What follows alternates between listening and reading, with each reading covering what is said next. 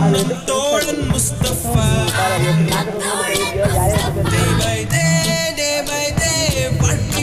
சிங்கம் கூட மனசுல கடிக்கிறதா அது குழந்தைய கண்டா அது விளையாட்டு